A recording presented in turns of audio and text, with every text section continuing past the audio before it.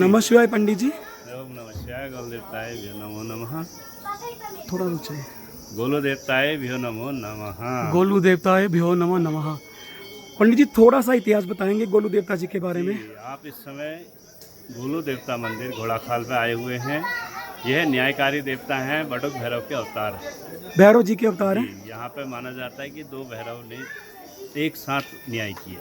दो भैरव ने कौन कौन से? बटुक भैरव और काल भैरव। काल भैरव के जो अंश कहलाते हैं वो मसान देवता हुए हमारे यहाँ पे। क्या बात है। और बटुक भैरव जो हुए वो गोलु देवता बटुक भैरव के रूप में जब जन्म लिया है, इन्होंने न्याय के ही लिए ही जन्म लिया। आज भी आप जो ये चारों ओर वैभव देखते हैं, ये इन्हीं का प्रताप है। ओके।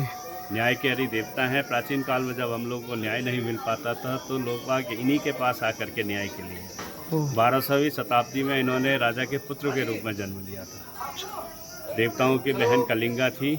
राजा से वो स्वयं देवता और हरु देवता, दो देवता और हुए, वो इनके मामा कहलाते जी। न्यायकारी देवता हुए। आज भी लोग आते हैं, मन्नत मांग के जाते हैं, जब पूरी हो जाती है तो फिर आते हैं। अपनी श्रद्धा अनुसार जो भी होता है वो करके जाते हैं। और ये जागृत स्थान है बाबा जी का।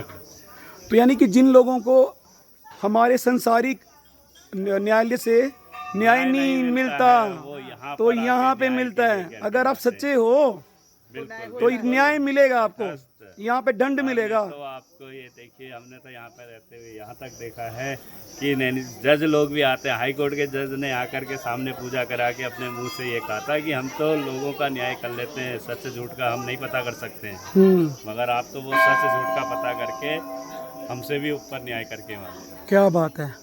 और उसके अलावा और लोगों का भी एक्सपीरियंस, बहुत सारे लोगों का। कई हैं महाराज, कितनों की न जाने कितनों की, जिनकी आशाएं पूरी नहीं हो सकती थी उनकी आशाएं पूरी करी हैं। जिनको कई वर्षों से परेशान थे, पीड़ित थे, उनका न्याय किया है। जिनको न्याय नहीं मिलता, जो थक गए, हार गए, उन्होंने छोड़ दिया, कोई भी उम्मीद खत्म हो गई थी। जहाँ उम्मीद नहीं वहाँ है गोलू देवता। और मंदिर कब खुलता है, कब बंद होता है? ये सुबह 6 बजे से पट खुल जाते हैं। शाम 8:30 बजे जब भगवान का शयन कर दिया जाता है तब पट बड़ा। और आरती का समय क्या रहता है? आरती का सुबह 7 बजे 7:30 से 8, शाम को भी 7:30 से 8। और यहाँ पे कोई वार्षिक मेला जहाँ पे बहुत भीड़ लगती है? सावन के महीने में जो एक दूध स्थान होता है, क्योंकि ये दूधाधारी देवता हुए बटुक भैरव और काल भैरव मांसाहारी हुए, उन्हें खिचड़ी और वो चलता मांस चढ़ता है। और गोलू देवता को दूधाधारी हुए तो उन्हें दूध का ही भोग, दूध से बनी चीज़ों का, खीर हो गया, दलिया हो गया, कुछ ऐसा। दलिया नहीं, खीर, सिवैयाँ और हलवा हो गया, उसमें दूध में बनाते हैं। अच्छा, हलवा भी दूध में ही बनेगा? दूध में ही हलवा। ओके। तो श्रावण मास में ही, सावन मास में एक दूध का बड़ा भंडारा होता है, जब अभिषेक किया जाता है। कौन सी तिथि को वो निकालते हैं? अच्छा, कौन सा, कुछ आइडिया है? नहीं पता कुछ। अष्टमी को कुछ यहाँ कुछ नहीं है। जब हम तिथि निकालेंगे सावन के महीने में तभी लोगों को बताते हैं। वो एक ही दिन होता है क्या? बस पूरे साल में वही मान्यता है उसकी, श्रावण मास में? सावन मास में तो लाखों श्रद्धालु आते होंगे। बहुत ज़्यादा होता है। और जो है नवरात्रे जो होते हैं, चैत्र के नवरात्रे और ये जो अगन के आते हैं, अष्टमा सास कहते हैं, वो दो नवरात्रे यहाँ के मेन हैं। यहाँ के मेन ही चैत्र की नवरात्रियाँ फेमस है, जो सबसे ज़्यादा भीड़ होती है चैत्र की नवरात्रियों में।